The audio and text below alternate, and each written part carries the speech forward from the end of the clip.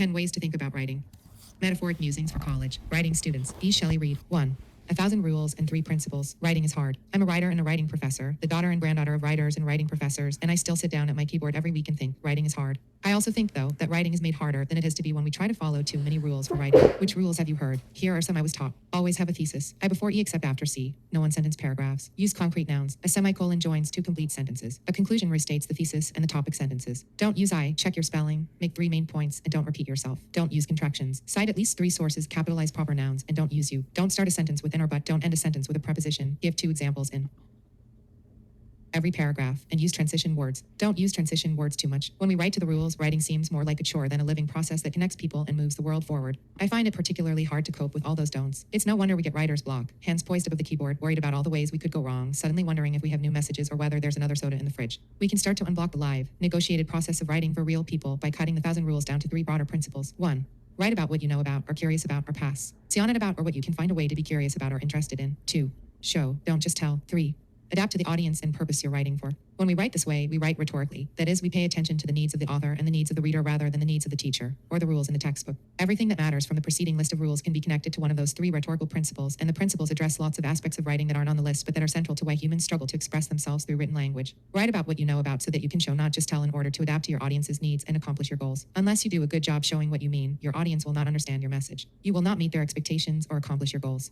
Make clear points early so that your audience can spot your expertise or passion right from the start. Write multi-sentence paragraphs in which you show key ideas in enough detail that your audience doesn't have to guess what you mean. Use a semicolon correctly in order to show how your carefully thought out ideas relate to one another and to win your reader's confidence. Writing will still be hard because these are some of the hardest principles in college. They may be some of the hardest principles in the galaxy. But if you write from those 3 principles and use some of the strategies listed below, your writing will finally have a fighting chance of being real, not just rules. And that's when writing gets interesting and rewarding enough that we do it even though it's hard. 2. Show and telepaths. What does that show, don't just tell idea really mean? Let's try some time travel to get a better idea. Can you remember being in kindergarten on show and tell day? Imagine that a student gets up in front of you and your fellow 5-year-olds empty-handed and says, I have a baseball signed by Hank Aaron that's in perfect condition, but I can't bring it to school. You're only 5 years old, but you know that she's got 2 problems, right? Not only can you not see the ball to know exactly what perfect condition looks like, to eyeball the signature and smell the leather and count the stitches, but you have no reason to believe this kid even if she describes it perfectly. If you tell without showing, your reader might not only be confused but might entirely disbelieve you. So you're 2 strikes down. Another way to explain show vs. tell is with a story. There's a very short science fiction story in a collection of very short science fiction stories entitled Science Fiction for Telepaths. This is the entire story, just 6 words.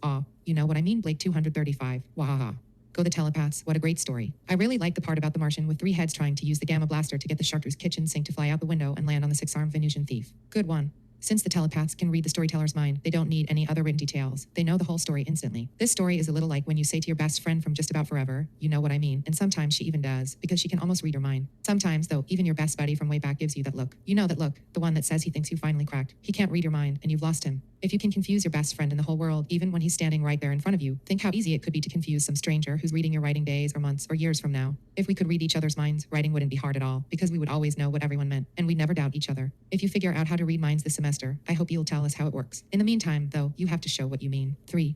The little green ball and some people doing details right. Now we know, I can read my own mind, and you can read your own mind, and the self-mind reading is even easier to do than breathing in and out on a lovely April morning. When I write something like I have a little green ball on the whiteboard, I read my mind as I read the board, so I understand it, and I'm positive, therefore, that you understand it. Meanwhile, you read my sentence and your own mind together, and the meaning is so perfectly clear to you that it's nearly impossible to imagine that you're not understanding exactly what I intended. I have a little green ball. Even a 5-year-old could read the sentence and know what I mean, right? Try something. Bring both hands up in front of your face, and use each one to show one possible size of this little ball. You can try this with friends. Have everyone close their eyes and show the size of a little ball with their hands, then open their eyes and look around. Already there's some possible disagreement, even though it seemed so clear what little meant. Maybe green is easier. You know what green is, right? Of course. But now, can you think of 2 different versions of green? 3 versions. 5. In the 25 minds in a classroom, say, we might have at least 20 kinds of little, and maybe 100 kinds of green, and we haven't even discussed what kind of ball we might be talking about. Those of you who are math whizzes can see the permutations that come from all those variables. If I sent you to Mega Toyland with the basic instructions, buy me a little green ball, the chances are slim that you would come home with the ball I had in mind. If I don't care about the exact ball, I just need something ball-like and not too huge and somewhat greenish, then it doesn't matter. I can leave it up to you to decide. Occasionally, it's effective to avoid details. If I were writing a pop song about my broken heart, I'd be deliberately vague so that you think the song was about your heart, and then you decide to download or even buy my song. But the more I care that you know exactly what I'm thinking, the more the details matter to me, then the more information I need to give you. What information would you need to write down so that someone would buy the exact little green ball that you're thinking of while he or she is shopping at Mega Toyland? If you're going to show me or each other what you're thinking, using only language, it will take several sentences, perhaps a whole paragraph, filled with facts and statistics, comparisons, sensory description, expert testimony, examples, personal experiences, to be sure that what's in your mind is what's in my mind. After my students and I finish examining my ball and choosing rich language to show it, the whiteboard often reads something like this. I have a little green ball about an inch in diameter, small enough to hide in your hand. It's light neon green like highlighter ink and made of smooth shiny rubber with a slightly rough line running around its equator as if two halves were joined together. When I drop it on the tile floor, it bounces back nearly as high as my hand. When I throw it down the hallway, it careens unpredictably off the walls and floor. Now the ball in your mind matches the ball in my hand much more closely. Showing is harder than just telling and takes longer and is dependent on your remembering that nobody reads your mind like you do. Can you think of other little green ball words or phrases that you might need to show more clearly? How do you describe a good movie or a bad meal? How would you describe your mother, your hometown, your car? Try it on a blank page or in an open document. Write when you know what I mean sentence. Then write every detail and example you can think of to make sure that a reader does know what you mean. Then you can choose the most vivid 3 or 4, the ones that best show your readers what you want them to understand. There's another kind of description that requires mind reading. If I write on the board that some people need to learn to mind their own business sometimes, would you agree with me? By now, you should be gaining some skepticism about being able to read my mind. In my head, I'm filling in some people and their business, and sometimes with very specific, one-time only examples. It's like I have a YouTube clip playing in my head, or a whole season's worth of a reality TV show, and you don't have access to it yet. I might as well be saying I have cookies, but not offering to share any of them with you. If I give you a snapshot from that film, if I use language to provide a one-time only example, I show you. My 90-year-old grandmother needs to stop calling up my younger cousin Celia like she did last night and telling her to persuade me to move back home to Laramie so my mom won't get lonely and take up extreme snowboarding just to go meet some nice people. Does that help you see how the one-time only example you were thinking of when you read my boring sentence along with your own mind is different from what I wanted you to think? As writers, we need to watch out for the some people example and the plural example. Sometimes things bother me, or Frederick Douglass had lots of tricks for learning things he needed to know. If an idea is important, give an exact one-time snapshot with as much detail as possible. In a writing class, you also have to learn to be greedy as a reader, to ask for the good stuff from someone else's head if they don't give it to you, to demand that they share their cookies. You have to be brave and say, I can't see what you mean. This is one of the roles teachers take up as we read your writing. One time during my first year teaching, one of my students started in exasperation upon receiving his essay back from me. So, like, what do you do? He asked. Just go through the essay and write why. How so? Why? How so? Why? How so? Randomly all over the margins and then slap that beyond there. I grinned and said, yep, that's about it. It's also your job as a peer reader to read skeptically and let your fellow writer know when he or she is assuming the presence of a mind reader, because none of us knows for sure if we're doing that when we write, not until we encounter a reader's hunt. Or why? You can learn a lot about writing from books and essays like this one, but in order to learn how not to depend on reading your own mind, you need feedback from a real, live reader to help you gauge how your audience will respond. 4. Lost money and thank you notes. What's in an audience? Writing teachers are always going on and on about audience, as if you didn't already know all about this concept. You can do a simple thought experiment to prove to them and to yourself that you already fully understand that when the audience changes, your message has to change, sometimes drastically. Imagine that you've done something embarrassingly stupid or impulsive that means you no longer have any money to spend this semester. I won't ask you what it is, or which credit card, or 888 phone number, or website it involves, or who is egging you on. You really need the money, but you can't get it back now. If I just said, write a message to try to get some money from someone, you might struggle a bit and then come up with some vague points about your situation. But if I say, ask your best friend for the money, you should suddenly have a very clear idea of what you can say. Take a minute and consider, what do you tell this friend? Some of my students have suggested, remember how you owe me from the time I helped you last February. Or I'll pay you back with interest, or I'll do your laundry for a month. Most of my students say they'll tell their friends the truth about what happened. Would you? What else might you say to your own friend, particularly if he were giving you that skeptical look? Suppose then that your friend is nearly as broke as you are, and you have to ask one of your parents or another family adult. Now what do you say to help loosen the parental purse strings? Do you tell the truth about what happens? Does it matter which parent it is? Do you say, hey, you owe me? Some of my students have suggested choosing messages that foreground their impending starvation, their intense drive for a quality education, or their ability to learn a good lesson. Would your parent want you to offer to pay back the money? What else might you say? Notice how easy it is for you to switch gears. Nothing has changed but the audience, and yet you've quickly created a whole new message, changing both the content and the language you were using. One more try. When your parent says there's just no extra cash to give you, you may end up at the local bank trying to take out a loan. What will you tell the bank? Should the loan officer hear how you lost your money, or how you promise you'll be more responsible in the future? Should you try looking hungry and wan? Probably not. By discussing collateral your 5-year-old Toyota and repayment terms supported by your fry jockey job at McSkippy's, you're adjusting your message once again. Sometimes writing teachers talk about a primary and secondary audience as if that were really a complicated topic, but you know all about this idea too. Take just a minute and think about writing a thank you note. If it's a thank you note to your grandmother, then your primary audience is your grandmother, so you write to her. But if your grandmother is like mine, she may show your note to someone else, and all those people become secondary audiences who might see or hear about your note to your grandmother. Neighbors, other relatives, her yoga group, or church friends. If you know your note will be stuck up on the fridge, then you can't use it as a place to add snarky remarks about your younger brother. You write for a primary audience, but you also need to think for a minute to be sure your message is adjusted for the needs of your secondary audiences. If you haven't written a thank you note recently, try to remember the last time someone forwarded your email or text message to someone else without asking you first. In a writing classroom, everyone knows that, in reality, your primary audience is the teacher. Just as during rehearsal or team practice, the primary audience is the director or coach who decides whether you'll be first clarinet or take your place in the starting lineup. Your classmates or teammates may be part of a secondary audience who also need considering. It can be tempting to take the middle of the road route and forget about any other audiences. But in all these cases, you won't be practicing forever. It helps to imagine another primary audience, sometimes called a target audience, outside the classroom, in order to gain experience tailoring your performance to a real audience. It also helps to imagine a very specific primary audience, a person or small group or publication, so that instead of staring at the screen thinking vague some people thoughts, you can quickly come up with just the right words and information to match that audience's needs, and it helps to consider some exact secondary audiences so that you can include ideas that will appeal to those readers as well. Who do you suppose are the specific primary and secondary audiences for this essay? How does the writing adapt to those audiences? 5.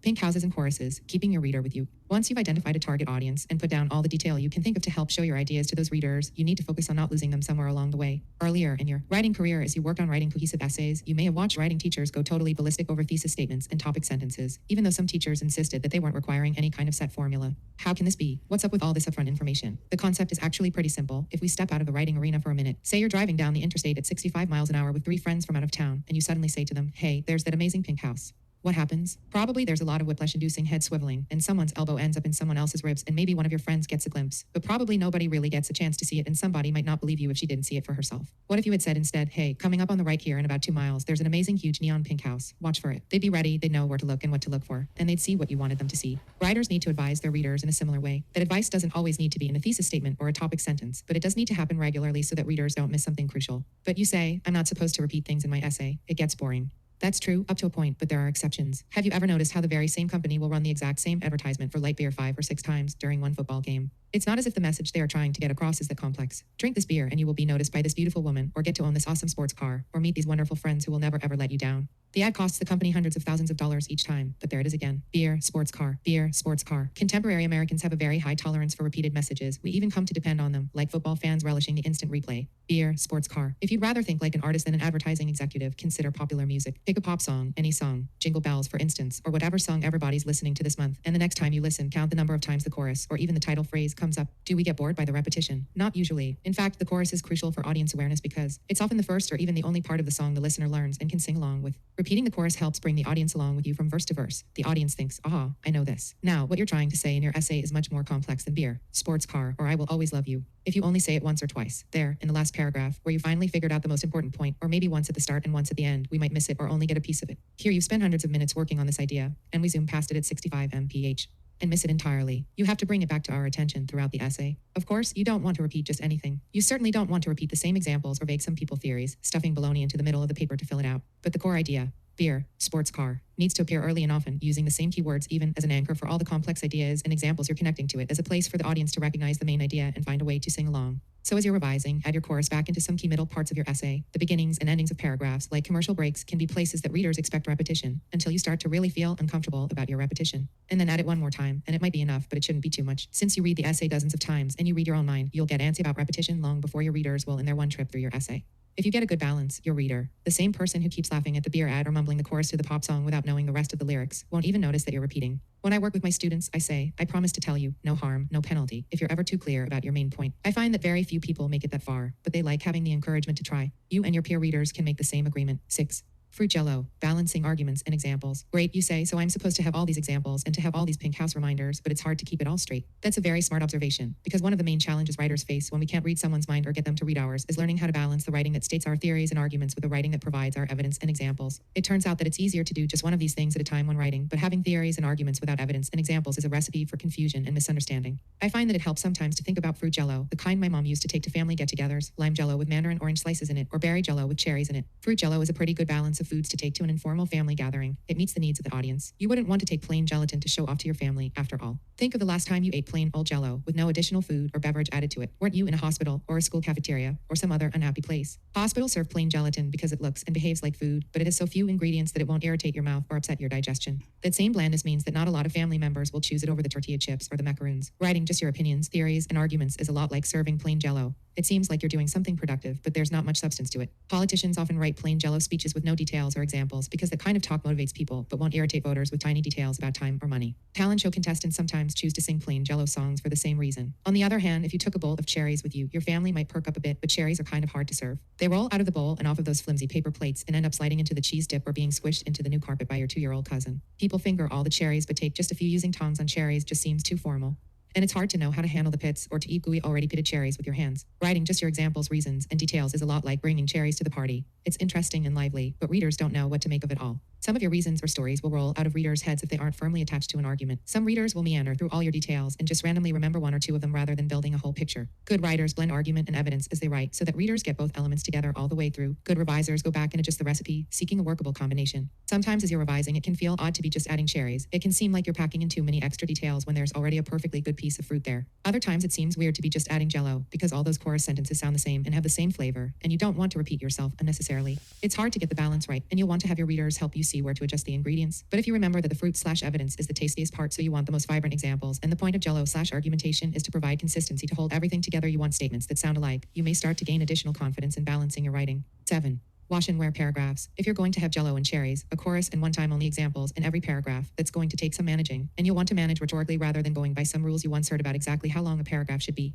What paragraph length rules have you been taught? Should a paragraph be 5 to 8 sentences? Always more than 2 sentences, never longer than a page. Some of my students have learned rules that specify that all paragraphs have 12 sentences and each sentence has a specific job. That sounds complicated, and you know that a rule like that can't be universally true. What if you're writing for a newspaper, for a psychology journal, for a website? Paragraph length doesn't follow clear rules, but once again depends upon a rhetorical negotiation between the writer's needs and the reader's needs. Switch gears for a minute and try out another metaphor. What do you know about how big a load of laundry should be? Right, it depends. What's wrong with a very small or a very large load? Paragraphs face the same kinds of boundaries. Too small, and they can waste a reader's energy, always starting and stopping. Too large, and they overload a reader and nothing gets clean. But there are no definite rules. In laundry or in paragraphs, is there ever reason to do one tiny laundry load, even if it might waste money or energy? Sure. Maybe you've got an important event to attend Friday night and you just need to wash your best black shirt quickly. Or maybe you have a small washing machine. Is there ever reason to do one slightly oversized load? Absolutely. Perhaps you're low on quarters, or there's only one machine open in the dormitory laundry room, and you need to get all those t-shirts clean. The same is true for paragraphs. Sometimes you have just one important thing to say, or your readers have a short attention span, so you want a short paragraph, even a one-sentence paragraph. On the other hand, sometimes you have a complex explanation that you want your reader to work through all at once, so you stretch your paragraph a little longer than usual and hope your reader stays with you.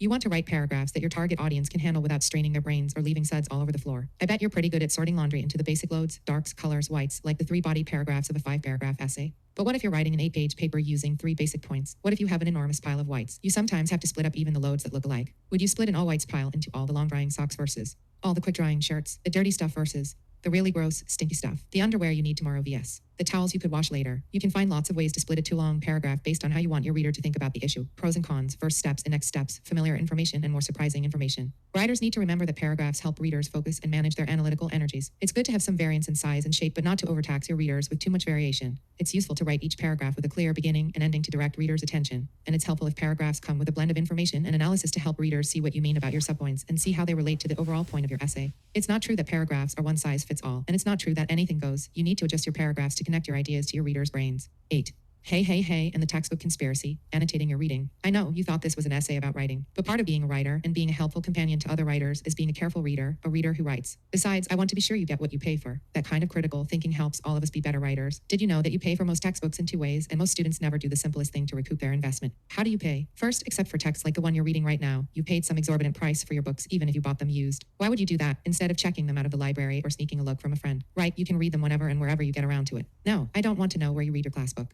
But you may be overlooking one more benefit, which I'll get to in a minute. Second, you pay for the book, even a free one like this one, with your time. You pour over page after page, the minutes ticking by, instead of building houses for orphans in Botswana or coming up with a cure for insomnia or even giving the double-crossing elf what he deserves in World of Warcraft. Did you ever finish all that pouring with a P, not a B, really, and realize you had tuned out and didn't remember a thing? Now you've paid dearly, and you may have to pay yet another time when you reread it. The simplest thing you can do to get your money's worth and your time's worth from your books and other reading material is this: you can write on them. Whatever you pay for the book minus whatever you might sell it back for, the only 2 benefits you get are convenient reading access and the chance to write in the book. If you don't write in your book or type notes into the document, you're being cheated, as if you paid for a combo meal but ate only the fries. Do you think maybe you won't be able to resell your book if you write in it? Check with your friends. I bet someone's bought a used book that's been scribbled all over. So clearly someone will buy your book back even if you write in it. Don't let the textbook industry scare you out of getting what you pay for. Some of you may think you are writing on your text, but I wonder if that's true. Smearing it with hot pink highlighter pen doesn't count as writing. Why not? That takes another story and another metaphor. There's a classic Far Side cartoon from back in the 20th century that reveals what dogs are really saying when they bark all day long. According to cartoonist Gary Larson, when we finally translate their secret language, we find that they say, hey, hey, hey. 144. You can just see a dog thinking that way, everything new and surprising, but not much complexity of analysis. Hey. When you read something and gloss it with your highlighter pen, that's what you're saying. Hey, hey. Hey, you can come back 6 weeks later to write an essay or study for an exam, and you have an entire book filled with hay. It's a good start, but as a smart writing student, you're ready to go further to get your money's worth. Without having to expend much more energy, you can begin to add a wholly intelligent commentary, putting your own advanced brain down on the page, using an actual writing utensil, such as a pen or pencil or a comment function for an electronic document. For starters, let's just vary hey, ha, hey, he, who boy, him, hmph, ha, whoa. Each of those responses records some higher brain judgment. If you go back later, you'll know whether you were saying hey, this is cool, or hey, this is fishy. You can also use other abbreviations lol, OMG, WTHX, or J. You can underline short phrases with a solid or a squiggly underline, depending on your reaction. And of course, you can always go back to why, how so, show me. If you get really bold, you can ask questions, will this take too much time?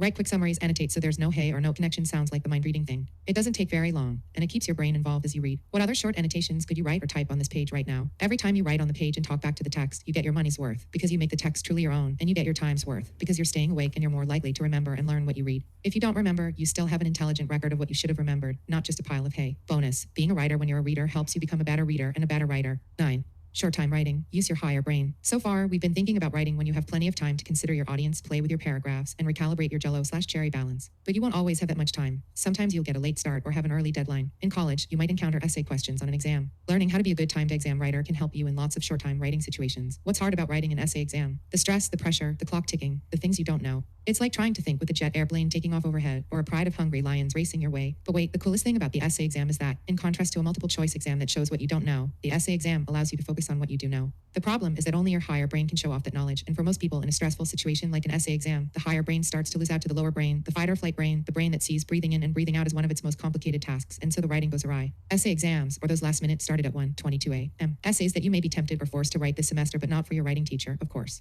generally go wrong by failing to meet one of the 3 principles described at the beginning of this essay. Sometimes students fail to study well so that they can write from knowledge. Unfortunately, I don't know if I can help you with your midnight cram sessions. More often, though, some very smart, well-prepared students fail to adapt to their audience's needs or fail to provide specific support. All that late-night study session agony goes for nothing if your lower brain takes over while you're writing. Your lower brain can barely remember I before E, and it knows nothing about complicated rhetorical strategies like ours. You have to make sure your higher brain sets the pace and marks the trail. So the teacher hands out the questions, and the first thing you do is panic? No. Start writing? Heavens, no. Never start an essay exam, or a truly last-minute essay, by starting to write the essay, even if, like me, you generally prefer to just start writing rather than doing a lot of restrictive planning. Free writing is an excellent writing exercise, but only when you know you have plenty of time to revise. Instead, ignore all those keyboards clacking, all those pens scribbling. They are the signs of lower brains at work, racing off screeching wildly about lines without remembering the way writing happens. You're smarter than that. You're going to use your higher brain right at the start before it gets distracted. Speed right now is your enemy, a trick of the lower brain. The first thing you want to do is read the gosh darn question. Really read it. Annotate the assignment sheet or exam prompt, or write the key question out on a separate piece of paper, so you know you're actually reading it and not just pretending to. If you're in a workplace setting, write down a list of the top things you know your audience or your boss wants to see. In every essay exam I've ever given, somebody has not answered the question. When I say this in a class, everyone frowns or laughs at me just the way you are now, thinking, what kind of idiot wouldn't read the question? Certainly not me. But someone always thinks she's read the whole question and understood it when she hasn't. Don't be that writer. Circle the verbs analyze, argue, describe, contrast. Underline the key terms, 2 causes, most important theme, main steps, post-Civil War. Read it again and read it a 3rd time. This is your only official clue about what your audience, the teacher, wants. On a piece of scratch paper, write out an answer to the question, in so many words if it asks, what are 2 competing explanations for language acquisition? Write down 2 competing explanations for language acquisition are in an examination setting, this may even become your opening line, since readers of essay exams rarely reward frilly introductions or cute metaphors. But don't start to write the whole answer yet, even though your lower brain is begging you, even though the sweat is breaking out on your brow and your muscles are tensing up with adrenaline because you know the lions and probably some rampaging T-Rexes are just around the corner. In real time, it is only taking you 2 minutes to read and annotate the question. Some students are still pulling out their pens, while across campus at least one student is just waking up in a panic because his alarm didn't go off. Meanwhile, far from being hopelessly behind, you're ahead of everyone who's writing already because you're still working with your higher brain. You have one more task, though. You know that showing takes longer and is more complicated than telling. Given the choice, your lower brain will tell, and tell again, blathering on about jello generalities that don't let readers see all the vast thinking going on in your mind. Before your higher brain starts to abandon you, make it give you the cherries. Write yourself a list of very specific examples that you can use in this essay, as many as you can think of. Do not just think them over. That's a lower brain shortcut, a flight move, and it's a trick because your lower brain will forget them as soon as the lions get a bit closer. Write them down. If you don't know all the possible transmission vectors for tuberculosis that were discussed, write down excellent examples of the ones you do know. If you can, number them in an order that makes sense, so that you leave a good breadcrumb trail for your lower brain to follow. Don't call it an outline if you don't want to. That can feel intimidating. Just call it a trail guide. Now you can start writing. Take a deep, calming breath and begin with your in so many word sentence, then follow the trail your higher brain has planned. About every 2 or 3 sentences, you should start out with for example, or another example of this is, to be sure that you're not forgetting your higher brain's advice or sliding into a vague some people sentence. About every 3 or 4 sentences, you should start out with therefore, or in other words, and come back to a version of that very first question answering sentence you wrote on your paper. Bring the chorus back in, stay in tune and on the trail. Don't try for too much variation or beauty. Knowing that your higher entire brain has already solved the problem. All you have to do is set it down on paper to show what you know. Writing is hard, especially under time pressure, but when you use higher brain strategies and don't get trapped in the rules or caught up in random flight, when you take control and anticipate your reader's needs, you can make writing work for you in very powerful ways even without a lot of time. 10. Rules versus rhetoric, or the 5-paragraph essay versus try something. We started out by thinking of all the rules, all those don'ts, that writers can face. Each of the metaphors here replaces a rule with an idea that helps you consider how real people communicate with each other through writing, and how writers make judgments and choices in order to have the most powerful effect on their readers. That is, we've been thinking rhetorically about the audience and purpose and context of a writing situation. Interestingly, many of those rules are just shortcut versions of really good rhetorical principles. If you were a middle school teacher faced with a room full of 30 squirrely teenagers who all wanted to know what's due on Friday, and who didn't have patience for one more part of their chaotic lives to be in the "it just depends" category, you might be tempted to make some rules too. You might even come up with a 5-paragraph essay. That is, instead of saying, most readers in the U.S. prefer to know exactly what they are getting before they invest too much time, which is a thoughtful rhetorical analysis that can help writers make good choices. You might say, your thesis must come in the first paragraph. Instead of saying, in Western cultures, many readers are comfortable with 3s, 3 bears, 3 strikes, 3 wishes, even the Christian Trinity, you might make a rule and say, you must write an essay with a beginning, an end, and 3 middle paragraphs. Instead of saying, your readers need to know how your examples connect to one another, and how each set of examples is related to your overall point, you might say, every paragraph needs to start with a transition and a topic sentence and finish with a concluding sentence. And instead of saying, writers in the U.S. face one of the most heterogeneous groups of readers in the world, so we need to be as careful as possible to make our meaning clear rather than assuming that all readers know what we're talking about, you might just say each paragraph needs to include 2 concrete detail sentences and 2 commentary sentences. You would intend to be helping your students by saying these things, and for many young writers, having clear rules is more useful than being told, it depends. But eventually the rules start to be more limiting than helpful, like a great pair of shoes that are now a size too small. Good writers need some space to grow. As a writer in college now, and as a writer in the larger world full of real readers, whether they're reading your Facebook page, your letter to the editor, or your business plan, you need to free yourself from the rules and learn to make rhetorical decisions. From now on, when you hear someone tell you a rule for writing, try to figure out the rhetorical challenge that lies behind it and consider the balancing acts you may need to undertake. What do you want to say, and what will help the readers in your primary audience see what you mean and follow your main points? There aren't any easy answers. Writing is still hard. But the good news is that you can use a few helpful rules as starting points when they seem appropriate and set aside the rest. You can draw on some key principles or metaphors to help you imagine the needs of your readers, and when you come to an open space where there doesn't seem to be a perfect rule or strategy to use, you can try something. In the end, that's what writers are always doing as we write, trying this, trying that, trying something else, hoping that we'll make a breakthrough so that our readers will say, aha, I see what you mean. And they really, truly will see it. You know, James Bond 7 would try something. Jane Eyre would try something. Those Olympic medalists and rock stars and pioneering cardiac surgeons and Silicon Valley whiz kids are always trying something. In the same way, being a good writer is always more about trying something than about following the rules, about adapting to a new situation rather than replicating last year's essay. So take a deep breath, push all those naysaying rule makers into the far corners of your brain, focus on your current audience and purpose, and write. Discussion 1. Which section of this essay do you remember most clearly? Write down what you remember about it and explain how you might use an idea in that section to help with a writing task that you're doing this week. Why do you think this section stuck with you? 2. Without looking back at the essay, what would you say is the chorus of the essay, the beer, sports car message that keeps getting restated? Write it down. It may be a sentence, a phrase, and slash or a few keywords. Now go back to a section of the essay and underline or highlight sentences or phrases where Reid repeats this chorus or keywords. Does she repeat them as much as you thought she did? 3. What other rules for writing have you been told to follow?